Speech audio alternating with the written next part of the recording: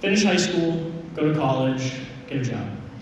I don't know about you, but I feel like I heard these same three things over and over again growing up. And it makes sense, right? Generally, our parents want to see us accomplish more than they did, and they want to see us be more successful than they ever were. I was born in Erie. Growing up, living with my mom, we moved around the county a lot, but Fairview's my home. It's where, up to this point in my life, I've lived the longest, and it's where I graduated from high school in 2019. After which, I attended Schlabach University, where I earned my Bachelor's of Science in Cybersecurity. And today, I live in Pittsburgh with my wife and our 2 cats. I'm a cybersecurity engineer. I work for a Fortune Global 500 company. I'm getting my MBA degree online. Everything's good. Better than good. Everything's been great. And you know that I'm thinking about it, maybe that first goal, finish high school, we may be setting the bar a little bit too low. Some of you are thinking, yeah, that today, especially in a community like Fairview, finishing high school should be the expectation and not necessarily a goal to strive for. And if you ask me, I might even agree with you, except that neither of my parents ever finished high school. So I think for them, they just need a little bit of reassurance in the back of their minds that I would. This is my mom. She was born in England and moved to the United States when she was a kid. Her home life growing up was unstable, to say the least. By the time that I was born, she had already been struggling with alcohol abuse and mental illness. When she was 15, she dropped out of school to marry her first husband. She wouldn't meet my dad until many years later. On January 18th, 2025, my mom passed away of total organ failure caused by decades of alcohol abuse. She was only 55. This is my dad. Him and my mom were opposites in lots of ways, but maybe most in how they were raised. He was born in Meadville, Pennsylvania, but when he was a baby, his family moved to Paraguay, where they lived until he was 14. They were Mennonite and on a long-term mission trip. When he was a little bit older and they were back in the States, he started working construction in Erie.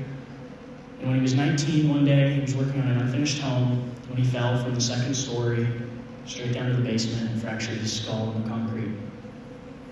He was airlifted from Erie to a hospital in Pittsburgh where they saved his life, and I guess, in a way, you could say they saved my life that day too. Years later, my dad would have another accident at work. This time, the doctors would send him home with some pretty heavy painkillers to help him manage. And that's when my sister and I noticed his addiction for the first time. On December 3rd, 2025, my dad passed away due to complications related to a drug overdose. He had just turned 50 3 months prior. Yep. Both my parents died last year, each to their own separate and equally destructive addictions. When I was preparing for this talk today, I had to think a lot about how I wanted to present this topic to you all, about what overcoming adversity means to me, if there was any wisdom that I could impart or lessons that you could take away from this today, what were they? So to help me explain that, building blocks. We all played with them when we were kids, right? Or some form of them, whether they were wooden blocks, Lego bricks, Lincoln logs. When we're children, early on, we learn how to play. And when we're learning how to play, one of the things we learn how to do is to stack blocks. And it starts slow, just that first block on top of another. And then maybe we'll reach for that third block. Maybe that tower stays standing, or maybe it falls over, but if it does, that's fine. You just try again. And then maybe eventually you're stacking 4 or 5 blocks high. That tower's going to fall over too, just like the one before it. And then one day you'll learn, even if you don't quite have the words for it yet, that you need to create a base or a foundation. And all of a sudden these structures that you build, they get a little bit wider, they grow a little bit taller, and they get a little bit more sophisticated. I think that there's a lot of parallels to life there, if you know where to look for them. When I was 14, my dad and I lived in a small apartment just down the road from here. We'd recently lost the home that we lived in for 6 years, after he was placed on an involuntary psychiatric hold. It was the second time in his life that he lost a home due to an addiction, only this time it was his own. Our time spent at that apartment was short-lived. I'm not sure if we were in there for a year or not. And it was just the two of us until it wasn't. He stopped coming home every night. On the nights that he did come home, it was often after I'd already fallen asleep, which for a 14-year-old boy was later than it should have been.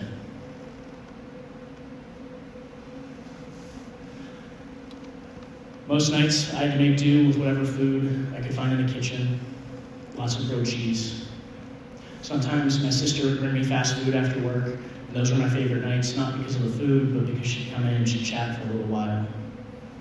But she had worked all day and had a family of her own, and at the time, I don't think either one of us really knew how bad the situation at that apartment was. One morning I woke up, I wasn't feeling well. I don't know if it was a cold or if it was just anxiety about going to school that day, because that's something that happened a lot. But I woke up and I walked into my dad's room early in the morning to ask him if I can stay home from school.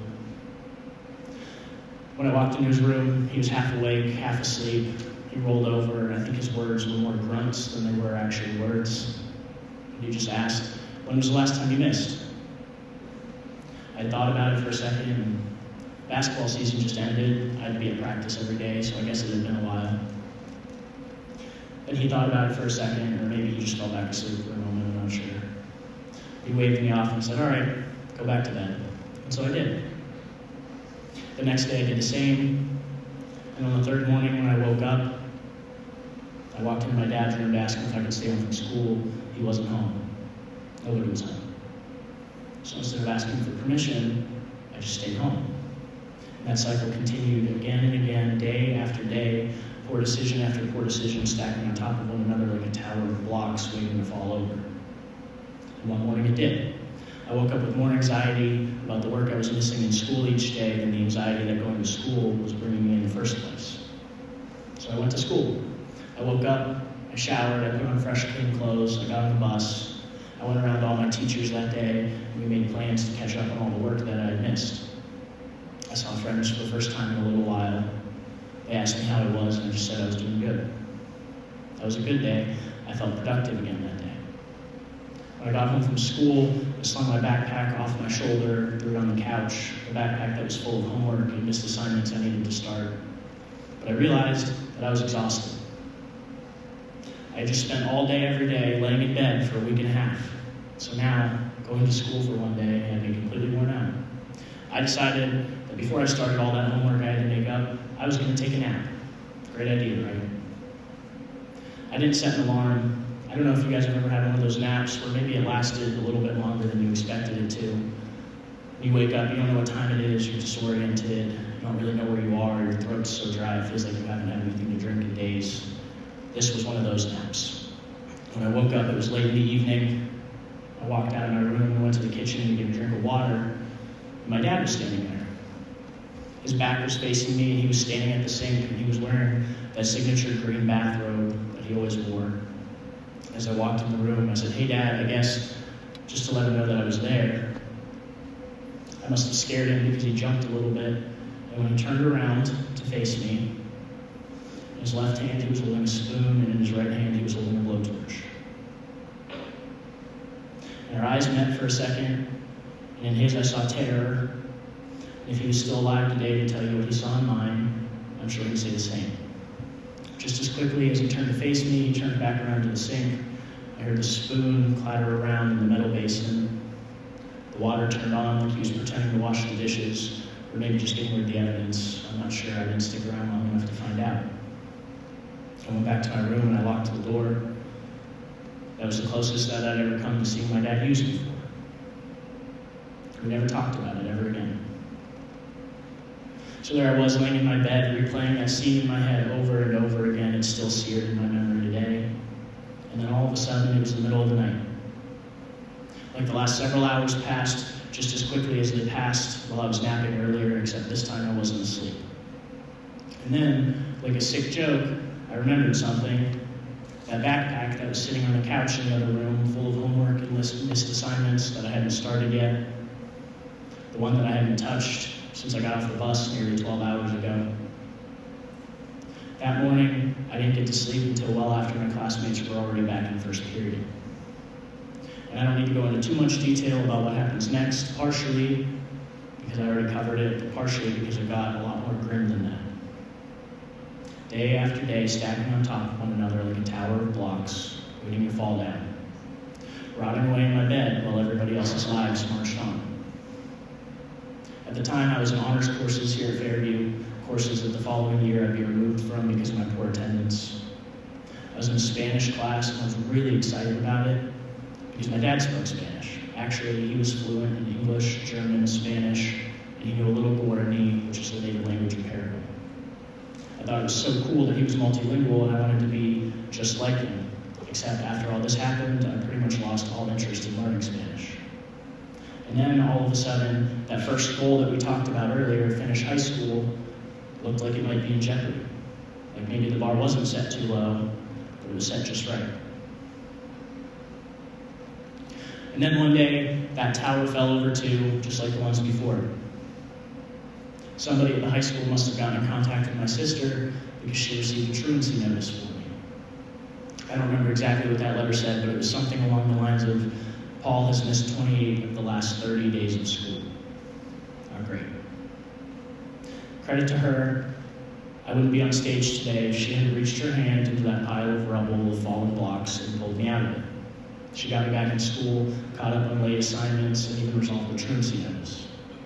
6 months later, my dad was in prison, and I was moving in with her and her husband and their son, and I would never go back. When we come to these adversarial times in our lives, it can feel a lot like those building blocks stacking on top of one another day after day, decision after decision, experience after experience. But it doesn't have to feel that way. That month when I was 14 wasn't just a series of failed construction projects, it was a piece of my foundation. I don't hold any anger or resentment towards my dad, and I'm not telling the story today looking for any pity, because trust me, I've gotten enough. I'm telling you the story today because it makes me who I am. I've reflected on it, I've learned from it, I'm a better person today because of it. Just like all those times growing up with my dad in the summer when I'd go to work with him. And he taught me what hard work looked like. And I realized I didn't want to work in construction forever.